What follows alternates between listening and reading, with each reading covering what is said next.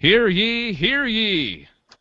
Time travel extraordinaire Dave Nelson here. I call to order this, the 9th meeting of the SciFi Geeks Club. Let's commence with the roll call. Zombie Hunter Matt Stein, are you here? I love that name. It's so awesome. Our guest might be jealous. We'll get to him in a second. So Matt's here. Intergalactic swashbuckler Brad Ludwig, are you present? Heck yeah. Zombie Hunter, intergalactic swashbuckler. Yeah, we're all over the place this week. I've got all my buckles swashed. I was going to say, congratulations on doing whatever a swashbuckler does. It's a lot of flying around the universe, waving a foil around at people. What exactly does your resume say as your job description, Matt or Brad? What, for reals or for intergalactic swashbuckler? Intergalactic swashbuckler. Let's see. Willingness to travel. Must love travel. Must love travel. That would be a job description. My resume, let's see, travel to Bora Bora 9. Let's see. I know that. What's that? Who have you worked for? Who have I worked for? Yes. I've worked for. Come on, Brad. I've worked for. Galactic Empire? No, I've worked for Dark Helmet. Okay. There you go. I've worked for Commander Adama. Important. There we go. And I actually busted up a few bars with Scotty. All right. Sounds good. Yeah. All right. Good job. Am I done now? Yes. Thank God, because I wasn't going to be able to do any more of that, I don't think. Anessa Moyens normally our fourth person on the panel. Let's see, 1, 2, 3. Yeah, 4. Fourth person on the panel is on assignment this week. So let's introduce our guest, Geek. All right, shall we? He is a freelance writer, co-host for the Zombies Ate My podcast, also provider of useless knowledge and avid geek. I love that description. From Westbrook, Maine, please give a warm galactic netcast welcome to Mr. Lou Page! Woohoo! Hi, thanks for having me. Hang on. Forgot the fanfare. Here we go. Here it is. Oh, I love that so much. Hang on. One more time. There you go, Lou. Welcome to the SciFi Geeks Club podcast. Thank you for having me. So, what are things like in Maine tonight? What's the weather like up there? It is cold, surprisingly. Last week we had a bunch of 65-degree weather, and this week it's nice and 30 to 40. Oh man, I think that's pretty much everywhere that you go right now. It's either wet or cold or both. Yeah, it's starting to get depressing. So, before we get into the show, tell us about the Zombies Ate My podcast. Sure. Zombies Ate My podcast is a show that a few of my friends, one in Canada and one in New Hampshire, came up with the idea that zombie shows aren't big on podcasting. So we came up with the idea to make it fun and talk about things like The Walking Dead and other survival tips for surviving the zombie apocalypse. And we try to keep it fun and loose every week. Is your friend in Canada, does it happen to be Joel Duggan? He's guested on our show, but that is his. My other co-host is Ryan Murphy. Oh, Ryan Murphy. I know Ryan. Okay. Yes, I know you know Ryan. You've had his co-host on various shows before. Paul Swickard. Yes. He was my host on the Time Traveling Robots in Space podcast. Yeah. Yes, and I think that's how I discovered Galactic Netcasts. So. Nice. Oh, nice. Cool. It's a nice, cohesive podcast world that we live in. It's nice. Yes, it is. All right, before we move on with new business, Brad, tell us what we talked about on the last, or during the last meeting of the SciFi Geeks Club. Well, in the last meeting, our guest geek was Corey Scott of the What We're Watching Weekly podcast. Uh, we talked about the story called "Thank Joss, Agents of S.H.I.E.L.D. has started torturing its characters." Basically, how we're finally seeing the Whedon shining through with people kind of getting screwed left and right and things going horribly wrong for the characters, and the show really kind of finding its pace, finding its voice, and really taking off. Can I intervene real quick? You're gonna love this week's episode of Agents of S.H.I.E.L.D. It is dark, dark, dark, dark. Yeah, I've enjoyed the show. I've watched it throughout. I never gave up on it, and I'm really glad that I didn't, because the last 5 episodes have been just phenomenal. So I have to agree with you. That pilot episode was so bad I almost gave up right away. And I said, no, I'll give it a couple of episodes. And I've been hooked ever since. yeah, And it just gets better. So it really does. And at this point, and we're kind of going off topic here, but it's really just it's just really hit its stride at this point, and you don't know what the hell's going on, and that's really Exactly. enjoyable. The next story that we had was we talked about the independent sci-fi horror film called Ejecta, and that's a couple of people witness a... Okay. Can I interrupt one more time? I want to give a warning to Matt to not make any sexual jokes because of the name Ejecta. Didn't even cross my mind, Dave, so thanks for treating me like a 10-year-old. Dave, can I pause the show yet again and say, what were you thinking? I had the feeling that we were going to get by scot-free, and then you waved the red flag in the bull's face, and now we're screwed. You know that, right? Now I have to. Now I have to make Can I interrupt and say you can continue with the review of last episode? Yes. Okay. The next piece was Rockney O'Bannon saying that the Farscape movie, everybody's saying it's officially happening. At this point, a script is being put together. I think it's a little too early to put all of our eggs in the "it's going to happen" basket yet, but things are moving forward on that potentially happening. And last but not least was the story that Corey Scott brought to our attention, was that the Walking Dead actor Steven Yeun and Felicia Day are going to be voicing a comic book adaptation of Chew. I'm sorry, voicing an adaptation of the comic Chew. I should probably flip those words around because they could be two entirely different things. But anyways, a very fascinating, weird world that Chew is actually going to see the light of day as a film, and that's kind of exciting. And can you briefly describe what Chew's all about? Just within 30 seconds worth. 30 seconds. Chew is about a guy who ends up working for a strange division of the FDA, and he has the ability to eat something and know everything about that particular thing. So if he eats part of a person's ear or something, he will know all about that person. If he eats part of a chicken, he'll know all about the life that chicken led up into the point of its death. Wow. So it's kind of like psychometry, the ability to pick up an object and know everything that happened around the object. It's like that, except with eating things. Weird. Okay. I use psychometry in a sentence. Boom.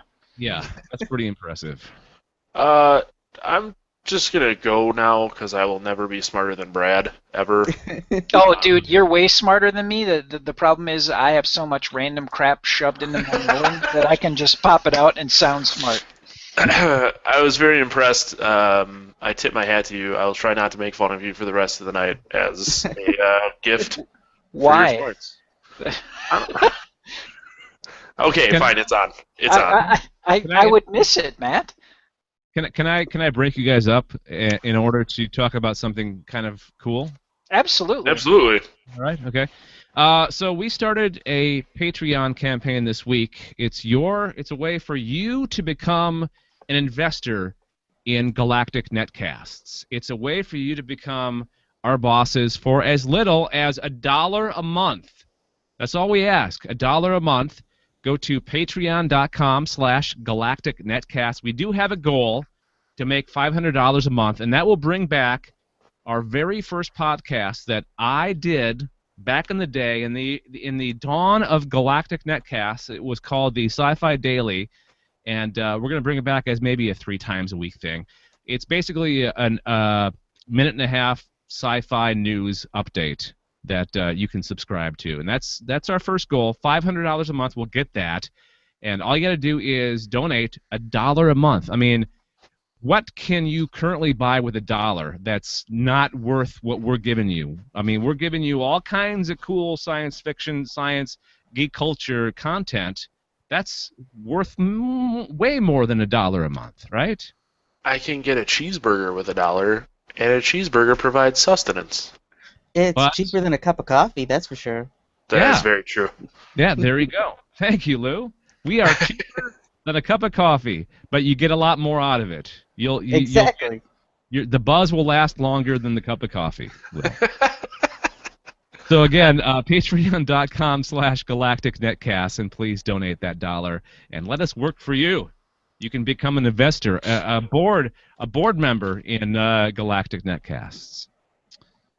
Okay, let's talk about the week's science fiction news. And Matt, you had it easy because you called in sick last week, even though you already had a story, and we did not talk about it. We said, hey, let's just leave that story for Matt to use next week. So what was it? And you know what? It actually kind of worked out because a little more knowledge came out. I believe it was 2 days ago. But I found that the Sony is kind of relaunching, but still just kind of going forward with their Project Morpheus, which is virtual reality similar to the Oculus, except they're not going to sell it to Facebook like Oculus did after they raised all that money on their Kickstarter. They did a quick Q&A with one of the heads of the Project Morpheus team, and it sounds like Sony is going to focus more on indie developers instead of the big titles. I'm not entirely sure if it's not at all going to be able to be used with the big titles, because I'm sure some people would want to play it with like your Call of Duties and your games like that. I think it could really shine there, but the focus is indie developers. So, you or I or the next guy could make a game that you could use this Project Morpheus and play games on. And it's expected to launch in 2015. Right now, they're saying that. So, I mean, that could obviously change because that's real quick. That's next year. Well, in reality, they've been working on this for however long. It just kind of fell asleep, and then it became prevalent again when Oculus sold their soul to the devil, because there was a need for, a real VR to come out that wasn't going to be, hey, look at your friend's pictures when they're right in your face using Facebook with this helmet. So had Oculus not done that, who's really to say what would happen with this? But I'm really encouraged by their focus on these indie developers, because the stuff that I've seen with Oculus, the most fascinating stuff has been not necessarily like full-on video games, but like the tour around the bridge of the Starship Voyager, through the Oculus. Well, and it's just, you can really expand everything. You could create, say, well, whatever. I'm a Simpsons person. But I could use the Oculus or Morpheus to sit on the Simpsons couch. I could watch their TV. You can do stuff like that. So they're really expanding their market, to a limitless idea. Brad could build his house and then load it, and I could sit on Brad's couch. You know what I mean? Like, Dude, we could hang and virtually drink beers together. Exactly, but I want to drink real beers. Virtual beers are probably dusty. But there's just like, you can create, we could ultimately all put on our Oculus or our Morpheus or whatever, and we could have a virtual room in which we all sit in and podcast together. That would Boy, be that awesome. would be very interesting to. I know my head just exploded too. Well, Yeah. I will say I have used an Oculus before, and I have an awful, awful problem. I can't see anything in 3D. I don't know Wait, why.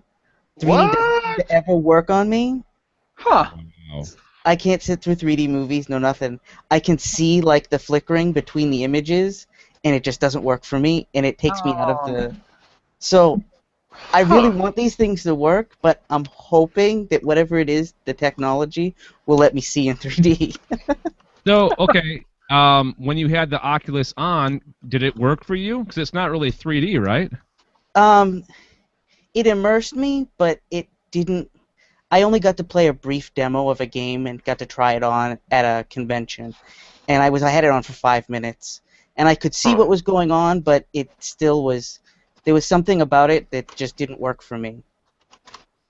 It might have been all the sweaty, grimy heads that had been on it before I got to it, A little but distracting.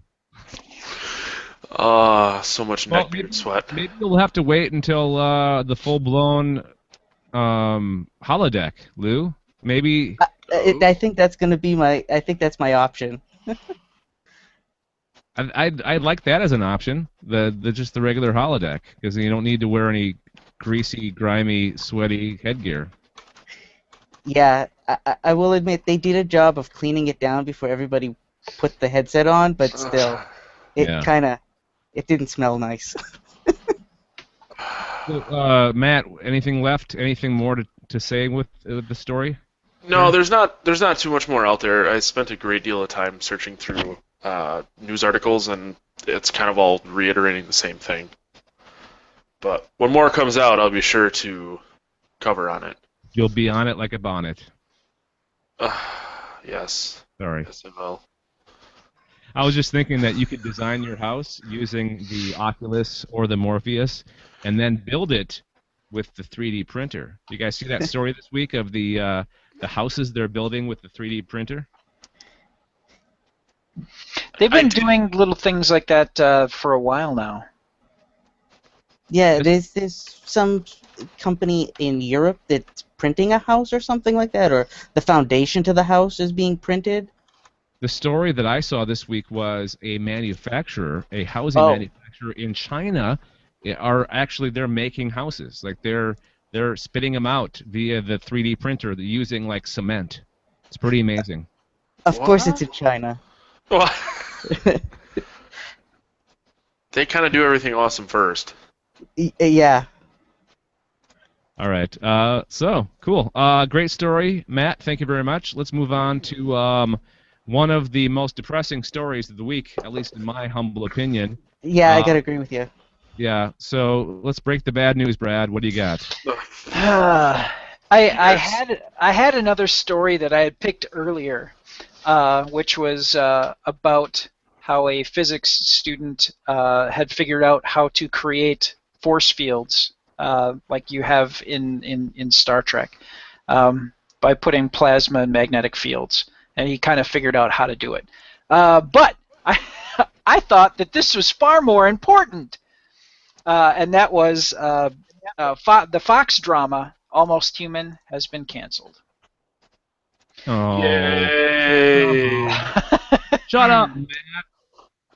I was surprised to see this because I had just read an article like last week talking about shows that were like on the fence of getting canceled. Maybe they were gonna get kept, maybe they're gonna get canceled, and this was on the list. And I was like, oh, please don't get canceled. Well, the show was so awesome. I just loved the interaction, the interplay between the Carl Urban character and the android. They had the best chemistry on TV I've seen of any show for a long time.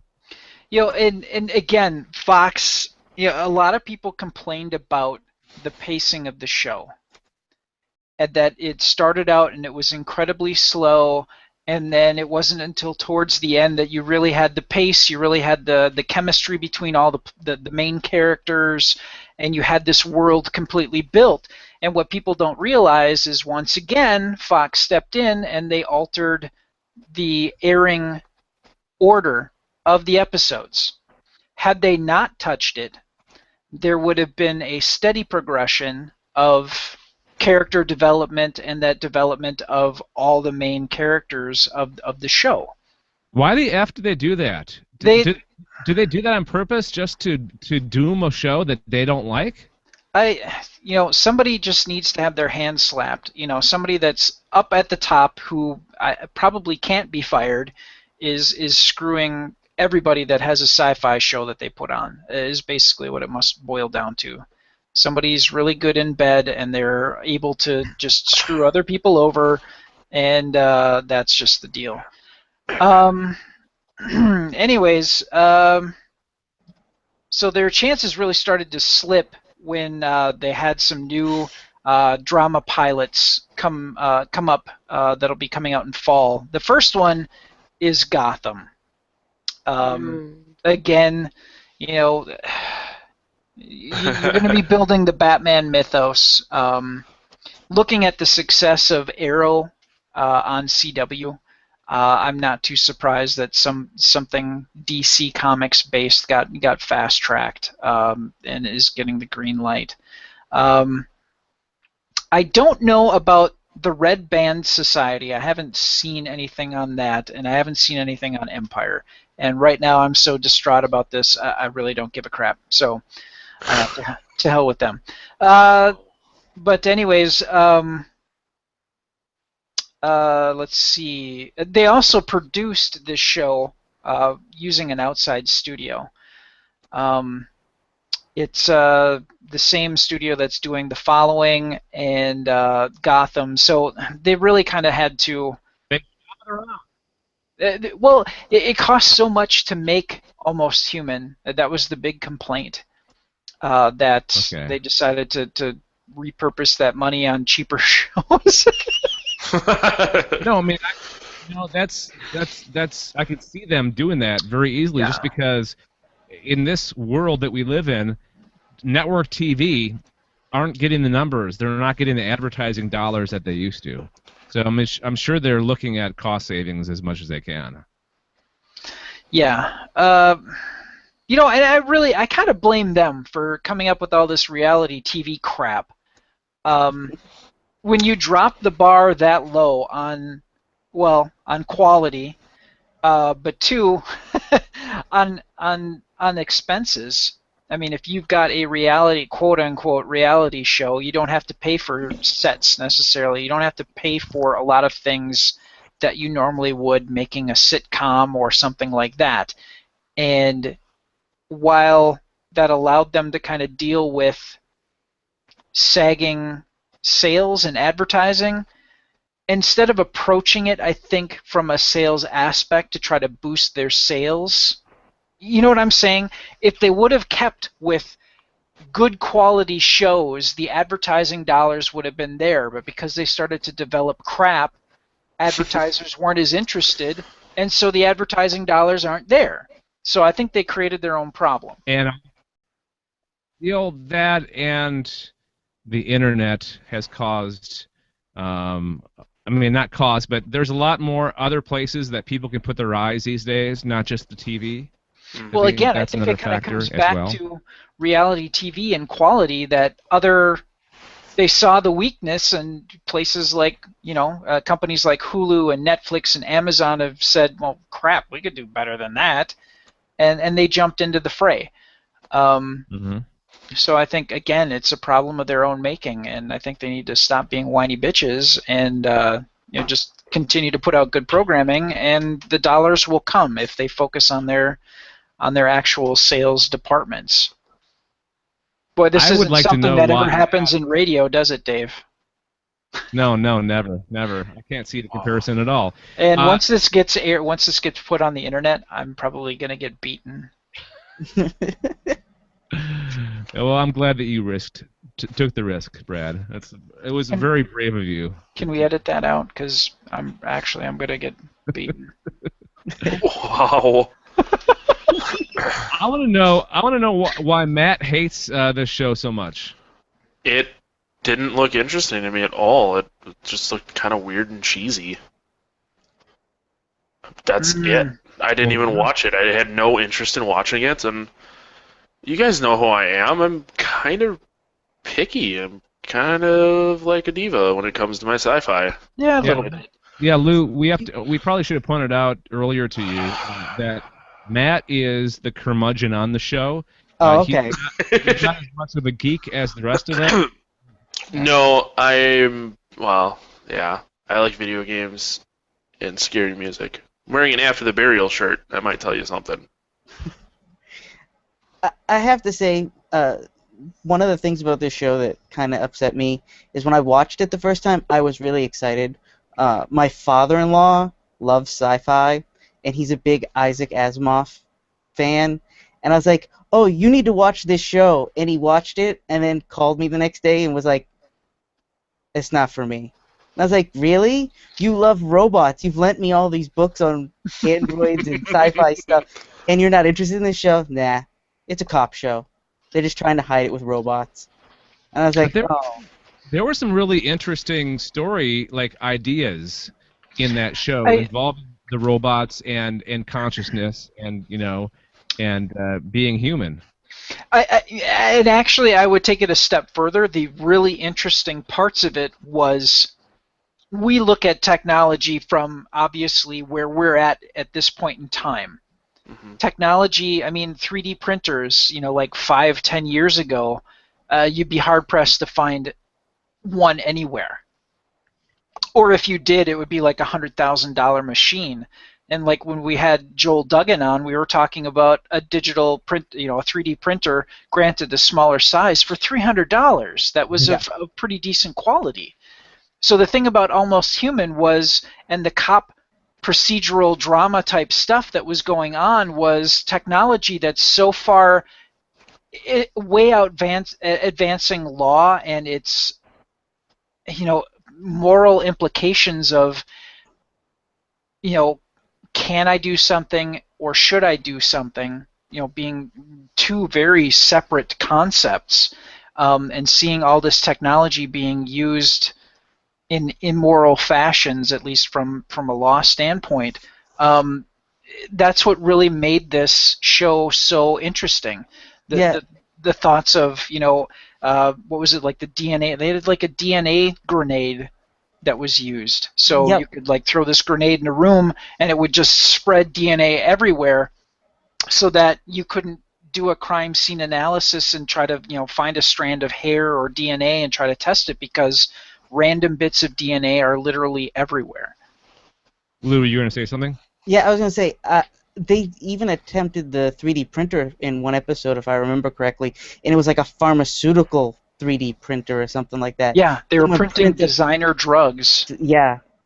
And I was like, really? I never saw that in the future of 3D printing. So at least they were looking at new ideas.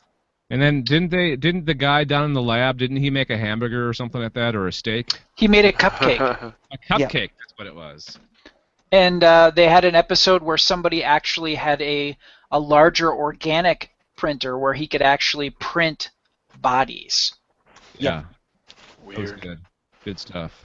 I like the guy down in the lab. I forget his name, Rodney or something like that. He's a great actor. I've seen him before. Wasn't he in Trainspotting or some other? He's been in a number of things. He was in Pirates of the Caribbean. Yep. And he was now I remember what it was. He was in the British version of The Office. I think so. I think you're right. Yeah. Yeah, I've never actually watched the British version of that. Some say that that is the best version. I've seen both. I'm not really convinced. His character name was Rudy in the show. Okay. All right. My only hope is that somebody else picks this show up, maybe like an AMC or a Hulu or a Netflix. Somebody with a lot of money to produce the show, make it right. It seems like something Netflix could pick up. Yeah. I'll keep my fingers crossed. Yeah. Crossed, because that's the only way it's going to happen, if all of our fingers are crossed. All right, let's move on to, I think, the biggest story of the week. Don't you guys agree? No?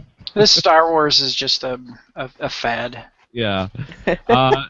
Star Wars Episode 7 cast announced, and my favorite part of this whole story is the picture of the whole cast sitting around with, assuming they're doing a read through of the script, or they're just kind of doing a get to know you kind of a deal. Because it's a mix of old and new people. Because you see Harrison Ford next to like one of the new guys, like Adam Driver. I think Adam Driver is sitting next to Harrison Ford. I'm not sure. I don't remember. But the cast that was announced, and please, if you guys could help me with the pronunciation of these names, I'd really, really appreciate it. John Boyega. John Boyega. He was the lead character in Attack the Block, who killed all the alien baddies. Adam Driver, he is in Girls. He's what's-her-face's boyfriend, Lena Dunham's boyfriend. Yep. Let's see. Oscar Isaac, he is from the movie Inside Llewyn Davis. I don't know what that movie's about. Can't help you. Yeah, me neither. Andy Serkis, of course, the most famous motion capture actor, artist in the world. Oh, maybe he'll do like a precursor to or a relative of Jar Jar Binks. Oh, don't even say that. Don't even think it. When I saw his name, that was my first thought: is are they going to have him actually act, or are they going to have just make him do motion capture? Yeah, because I mean, Star Wars, at least the last three, Episode 1, 2, 3, famous for their visual effects, their actual digital effects. So are they going to go back to practical effects with doing motion capture with Andy Serkis, possibly? I hope so. Yeah? Though I would like to actually see him on screen acting. Oh, yeah. Because you hardly ever see him, his actual face. That would be cool. Dom... Good luck. Domhnall Gleeson. He is known as he's from About Time, the movie About Time. Also seen in True Grit, Dread, and Harry Potter. And I think he's one of those guys that you will know him when you see him. You know, Domhnall Gleeson. I've seen all those movies, and I have no idea specifically who he is. Hey, Brad, do you want to find his picture and put it up on the screen? Yeah. Oh. Yep. Hang on. Because I know that you guys will recognize this guy. I'm trying to think of what he. Oh, he played a Weasley in Harry Potter. Oh, okay. One of the older brothers. Okay, yeah, I know exactly who he is now. Well, that is a terrible picture. He looks kind of like a crackhead there. He looks like Axl Rose, actually, right there. He does look like Axl. Yeah, he does. Okay. Yeah, I recognize him now. What threw me for the loop is when they said he was in Dread, because his character in that is like albino, so I couldn't remember what he looked like. Oh, did he played the older Weasley that was that Charlie the dragon? No, he played Bill. Oh, Bill he played Weasley. Bill. Oh, Yeah. okay. Okay, cool. Let's run down the rest of the cast here. Not many left. Max von Sydow, and he's been in everything. He was Can we Ming the just assume Merciless. villain? What's that, Lou? I was gonna say, can we just assume he's going to be the villain? Yeah. No, he's the perfect guy to play a villain, and he probably will be playing a villain. That's And my then- expectation. Yeah, I think definitely Adam Driver is going to be a villain. That's been the news for a while. That he's going to play a villain. And then there's one more cast member that hasn't been cast yet. Apparently, it's a female because this is a real sausage fest. You're bringing Sausage Fest to the table. Good Yeah. for you, Dave. Thank you. So they're looking for a mixed race female in her 20s. That was what the call out was for this character who nobody knows what the character is for. And actually, no, we don't know. Besides the main people from the original 3 movies who are also in this, we really don't know what these characters or what these actors are playing, what characters they're playing. So I guess we'll see. I guess that stuff will filter out with time, right? I know I won't be able to sleep until I find out who these people are playing. Oh, you are being sarcastic. Thanks. Thanks for noticing, Dave. I can tell. So lots of Star Wars news this week, and that was the biggest story, I think. The precursor story to this was that the main three, help me out with the names here. You have your Harrison Ford, you have your Carrie Fisher. Carrie Fisher and Mark Hamill all hanging out in London in various areas. That was the story that was the precursor to this, saying that they're definitely in it. And I saw Mark Hamill. He looks pretty good. It looks like he's really taking advantage of the 20th century, or no, Disney money to get. Well, I wish I had a Disney paycheck every week. Yeah. That'd be a good motivation to get in shape.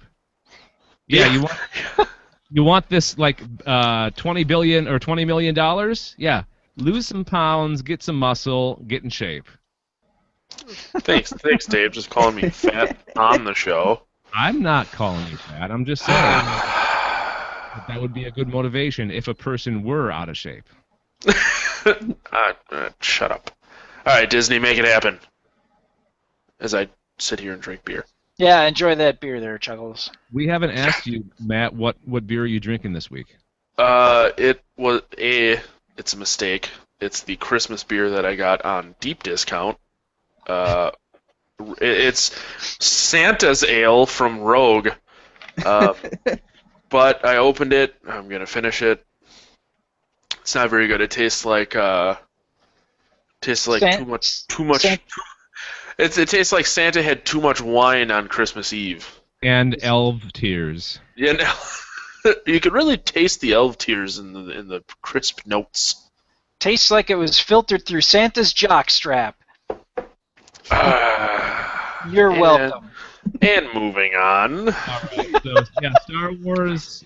We have lots of news this week. That was the biggest story. And Lou, you've got something Star Wars related too, right? Yes, I do. Apparently, Disney has decided that they are throwing out all of the expanded universe for Star Wars. None of it means anything anymore. Great. Awesome. And, thanks.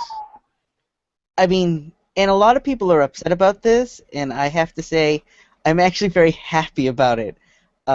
Most of my time in high school was reading these expanded universe books, and as I got further and further into the series, there's only so many Death Stars you can blow up before the concept of a Death Star becomes irrelevant. And they start making solar system destroyers, and then they start destroying those, and then they bring back some more Death Stars, and it's like, okay. Really? I didn't know they did that, because I've never read any of the expanded universe books. They did that? They kept on making more Death Stars? Yes. Eventually, somebody recreates a Death Star that looks like a lightsaber, and they call it the Dark Saber. And it was kept in a black hole to hide it from the rebels, and it doesn't really work. So when they fire it, it blows up, and that's dumb. The expanded universe stuff is really. Some of it's really good, like the first few books are really good, and then it just seems like they gave money to writers and said, "Here, come up with an idea." I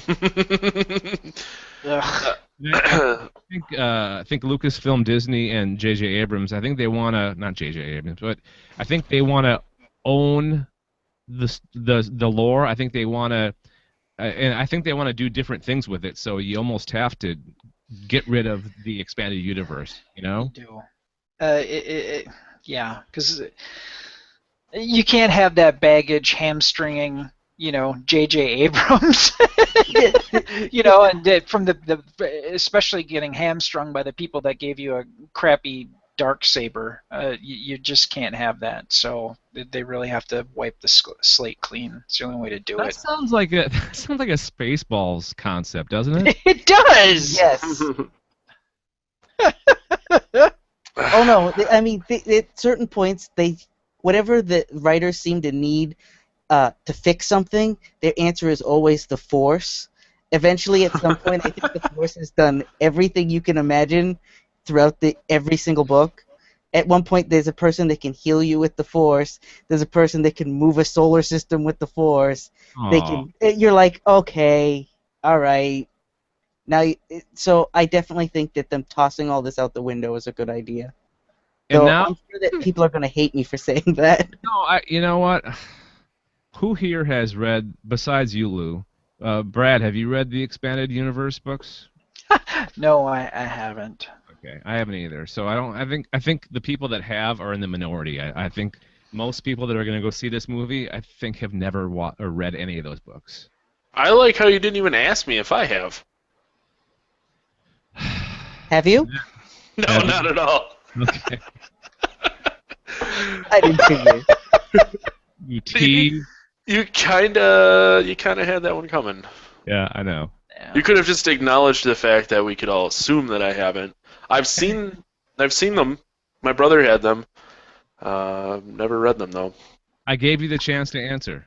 No, it's very true. If you haven't known this about me already, Dave, I don't even read my textbooks. I don't even read the books that I'm supposed to get an education from. Why would I read any book? Yeah, that's true.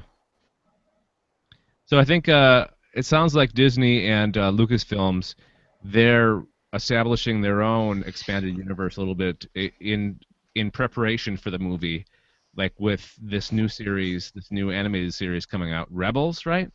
That's what it's called? Mm. Yep.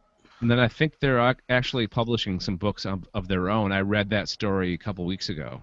They've got a whole line of books coming out, so they're kind of relaunching the book series as well. Not sure that's a good idea either, but let's just make movies. Yeah. Well, you know, if you get the right actor, you get the right authors, get the right writers, I think you're fine.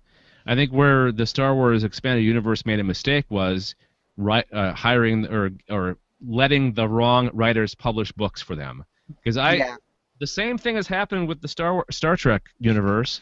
I've seen some, and I've read some really bad Star Trek novels where they try to fit every possible aspect of Star Trek into one book. Let's do a crossover. Let's do alternate universes. You know, let's do something original. You know. I like that. Let's not. So that's gonna. Anything more you want to talk about related to that story, Lou? I will say that my favorite of all the expanded universe stories comes from a book called Tales of the Bounty Hunter, where they explain that the robot bounty hunter IG-88 is actually in control of the Death Star during Return of the Jedi, and that the Emperor and anything that they're doing doesn't really matter because it's really a robot and nobody knows why it's working. Oh my God! Yes. What? The robot programs himself, sneaks on board the Death Star, programs himself into the computer, and while everybody is pushing switches, it's not really doing anything for them. He's really controlling the Death Star. And they blow him up in the movie. That's just. Yeah. I don't have another word for stupid. I was thinking of a different word for stupid. That's just stupid. Redonkulous. Yeah. So when I read this article, I was really excited. No, now that you've wheeled out those gems, yeah, I'm kind of glad they're sweeping the deck of all the crap. I'm surprised that this stuff hasn't come out, because I've heard nothing but complaints against, complaining that Disney and Lucasfilm were doing this, but I've not heard anything in favor of them. Like, I've not heard any of this, any of it. I feel sort of alone in this opinion, so it's not. I understand. Okay, all right. So I wanted to call an audible and throw in an extra story since we have one less person this week. this just came through within the last day. Yahoo apparently is getting into the original content business, and they've got 2 series debuting here very soon, and one of them is a science fiction comedy. It's called Other Space. Have you guys heard about this? No. Nope. Yeah, it's from what's his name? One of the guys involved with Freaks and Geeks, and the director of Bridesmaids, Paul Feig, F-E-I-G. Know the name. Also, Mike Tolan, executive producer of Smallville and One Tree Hill. They're teaming up to make another series for Yahoo, but the one I want to talk about is this space movie, Other Space. I'm trying to find a description of it. It sounds really interesting. Other Space? Yeah, Other Space. Yeah, I found it chronicling a misfit group of space adventurers who stumble upon an alternate universe. That sounds really interesting. That sounds really, really good. And shenanigans ensue, I'm guessing. Shenanigans! Yes. I'm not seeing a date for these, but apparently they're going to be these are going to be debuting soonish, I think. The 2 series will be launched via Yahoo Screen, a video platform that can be accessed on the web or on a branded app available for consumption across devices and on TV via best-selling set-top boxes, including Apple TV and Roku. I hope they have something for the Chromecast too. That'd be nice. All episodes will be available at once for binge-friendly viewers, though specific launch dates have yet to be determined. So, it really seems like House of Cards set the tone of create everything, create all the episodes, and then launch it all at once. Yep. Mm-hmm. I'm certainly not going to complain about that, that's for sure. Yeah. So that's really the story I wanted to throw in. It sounds interesting. It sounds like Yahoo is getting into. I read somewhere that they're going to be making available a live concert like every day for like 365 days, which might interest Matt if it's something that he's into. Like if it's a band that he's into. Yeah. No, that'd be super cool. I was right before we kind of got together to do this. There was my wife and I went out to Minneapolis this weekend. I was telling you guys, and we went to the Garage in Burnsville. I don't know if you're familiar, Dave, but they had a big thing, and it says, "Oh, we film all the shows. Go find them on Facebook or whatever." And a couple of the bands we saw actually had posted them. So I think it's really cool when places and bands do stuff like that, because it's one thing to stand there and watch it, but it's another thing to watch it on a TV. You know what I mean? Yep. So if they do something like that, you would definitely bring in a different crowd of people. Cool. All right, Yahoo. Not your mother's Yahoo, or not your grandmother's Yahoo. It's nice to see them doing something, that's for sure. Yeah, because they were pretty much languishing for the longest time. There was nothing new coming out of Yahoo. They were just kind of doing the same old thing. And I think this all has to do with Marissa Mayer coming from Google and taking over Yahoo. Definitely. Googling your Yahoo. That sounds dirty. It sounds very dirty. Doesn't it, Matthew? Dave told me I had to behave. No, Why start now? Pish posh. It's okay. Ooh. At least we don't have, potty mouth Anessa Moyens here this week. I don't take any swear words out. She's the worst. That's coming from me. Just kidding. All right, that's going to do it, I think, for this episode of the Sci-Fi Geeks Club. One more time, patreon.com/galacticnetcast if you would like to give to the network and help us become the ultimate power in science fiction content. Wow.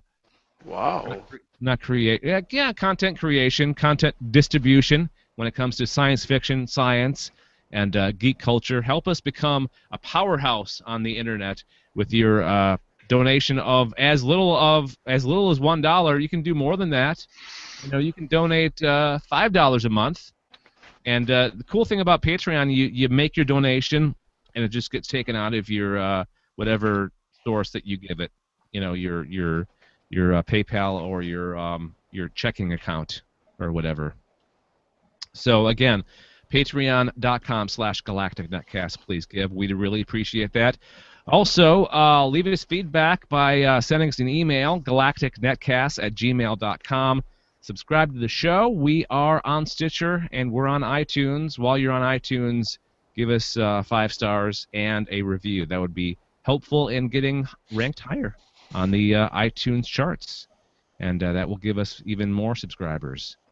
One more time, let's thank Lou Page for joining us this week, being our guest geek. Lou, tell us what you have going on the internet. Where can people find you? What are you doing? The easiest way to find me is I am at BusyZombieLord on Twitter, and if you want to see what I'm up to, go to zombies8mypodcast.com. All right. For all your zombie news. Woo-hoo! So, you guys do it weekly? You come out Yes, with we weekly episodes? mostly weekly. Okay. We end up occasionally, due to schedule conflicts, end up taking a week off, but it's almost every week. Okay. Yeah, I know how scheduling conflicts work. We never have that happen here. No, never. No, we're solid every week. Podcast. All right, thanks, Lou. And that's going to do it for this episode of the SciFi Geeks Club. I call this meeting adjourned. All right, we'll talk to you guys next time. Sounds good. Hi, Dad. Bye. Thanks, Lou.